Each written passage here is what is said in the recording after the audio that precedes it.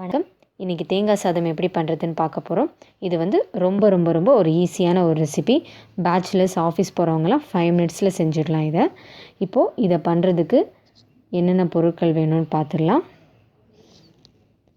2 cup வேக வச்ச சாதம். உதிரி உதிரியாக இருக்கணும், குழஞ்சிடக்கூடாது. குழஞ்சா அவ்வளோவா நல்லா இருக்காது. அப்புறம் 2 டீஸ்பூன் உளுத்தம்பருப்பு, கொஞ்சம் கொத்தமல்லி வெட்டி வச்சுருக்கோம், 1 டீஸ்பூன் கடுகு, அரை மூடி தேங்காய் துருவி வச்சுருக்கோம், கொஞ்சம் கருவேப்பிலை. இப்போது என்னென்ன பொருட்கள் வேணும்னு பார்த்துட்டோம். இப்போ எப்படி பண்ணுறதுன்னு ஸ்டார்ட் பண்ணிடலாம். ஃபஸ்ட்டு கடாயில் வந்து எண்ணெய் ஊற்றிக்கோங்க. தேங்காய் எண்ணெய் ஊற்றுங்க, அது ரொம்ப நல்லாயிருக்கும். தேங்காய் எண்ணெய் சூடானதும் கடுகு போட்டுடலாம். கடுகு வெடித்ததுக்கப்புறமா வந்து உளுத்தம்பருப்பு போட போகிறோம். அடுப்பு வந்து சிம்லே வச்சுக்கோங்க, இல்லைனா உளுத்தம்பருப்பு போட்டதும் ரொம்ப கருகிடும்.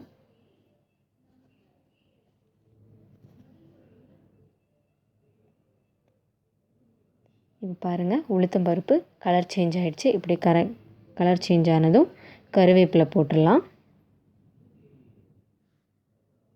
நம்ம துருவி வச்சுருக்க தேங்காவை ஆட் பண்ணிடலாம்.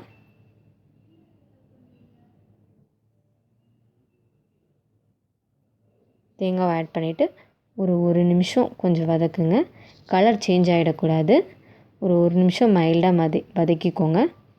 பாருங்கள், வதக்கிட்டோம். இப்போ வந்து உப்பு, தேவையான அளவு உப்பு நம்ம போட்டுடலாம். தேங்காய்க்கு தேவையான அளவு உப்பு போட்டால் போதும். ஏன்னா சாதம் ஆட் பண்ணிவிட்டு நம்ம அப்புறமா உப்பு போடுவோம்.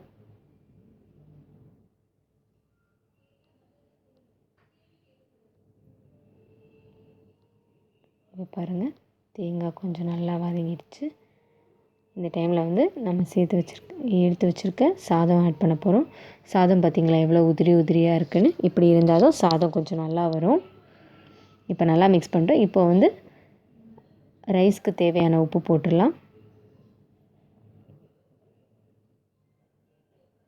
உப்பு போட்டுட்டு நல்லா மிக்ஸ் பண்ணி விட்டுக்கோங்க. இதில் வந்து நீங்கள் வதக்கும்போது உங்களுக்கு முந்திரி இல்லைனா வேர்க்கடலை பிடிக்கும்னா அதையும் நீங்கள் ஆட் பண்ணிக்கலாம். இப்போ லாஸ்ட்டாக கொத்தமல்லி ஆட் பண்ணுறோம்.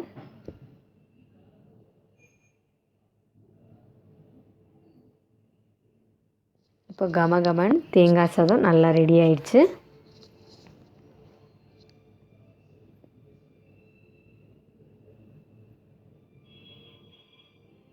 இந்த ரெசிபி செய்கிறதுக்கு ஒரு 5 நிமிஷம்தான் ஆகும். ஸோ ஈஸியான ரெசிபி. வீட்டில் செஞ்சு பார்த்துட்டு எப்படி வந்துச்சுன்னு மறக்காமல் கீழே கமெண்ட் பண்ணுங்கள். நன்றி.